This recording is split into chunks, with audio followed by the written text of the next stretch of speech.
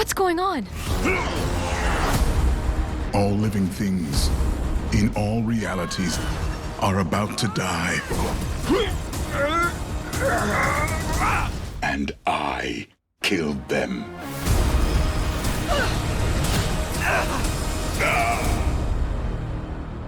Gotta get back to work. Crisis Part 2.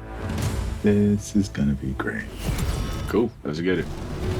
Doing voiceover is definitely very different from on-camera acting. With voiceover, you have to make the animation come alive. Oh, you're gonna pay for that, ugly!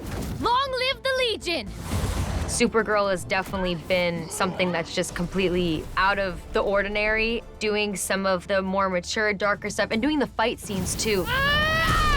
When I first had to match the punches and do grunts, I didn't know if I was doing a good job or not. Oh, God. It's just really hard to get out of your comfort zone and kind of make a fool out of yourself in the booth. But because of that, I think I've become more confident, and I've learned that in acting, you just have to do it and, you know, kind of see what happens. You know what must be done. Now I remember the monitor. Sorry. Wes was the voice director, and he did a wonderful job, and I have a great respect for him and his work. And this, it was a lot of fun, because I was constantly going, okay, no, less emotion, less feeling, without sounding like a robot. Not right now, Kara.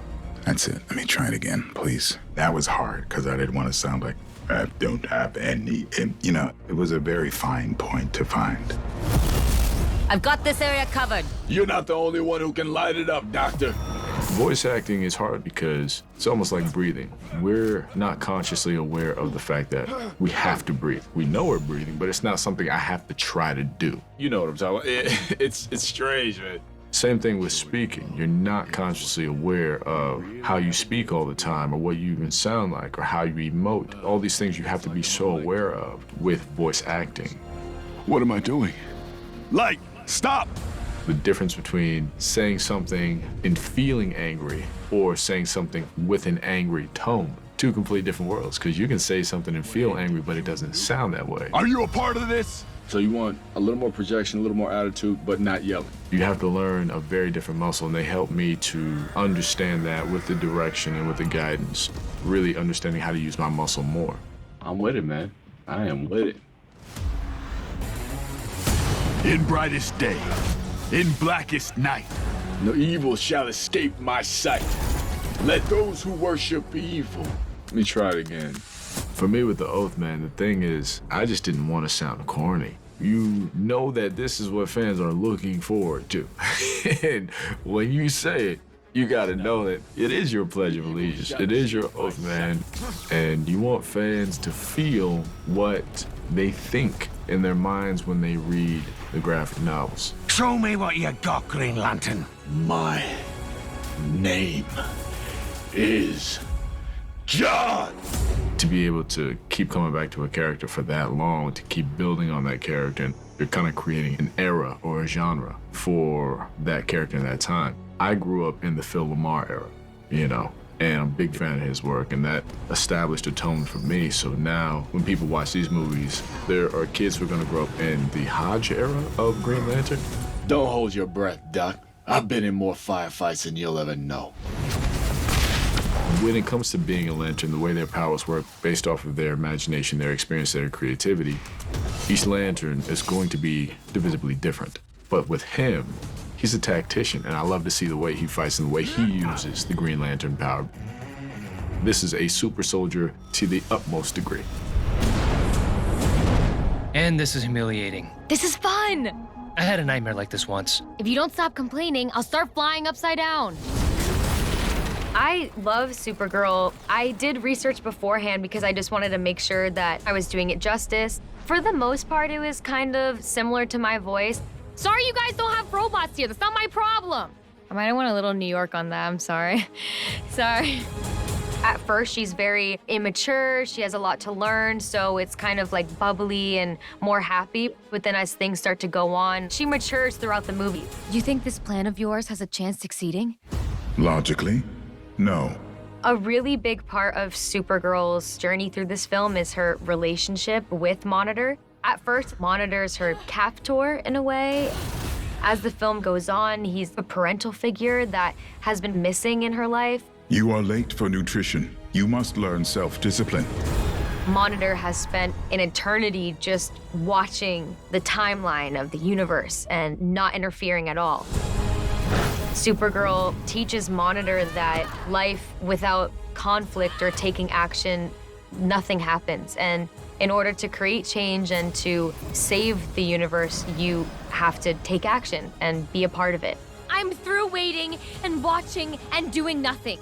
I'm going to do something. I think that's really special, and it was really fun portraying Supergirl in that way. You could have stopped it or at least saved millions, but you did nothing. Non-interference has been sacrosanct to my race since before your own son. The Monitor is millions of years old. He's this godlike being that just watches over all of the entire multiverse. I am Marnovu. We are monitors. I have some experience with playing godlike beings. And what I've discovered is that what works for me is the sense of superiority and otherness. It's like watching an ant farm. His typical reaction is, that happened. Not now, please. He's watching the destruction of Krypton.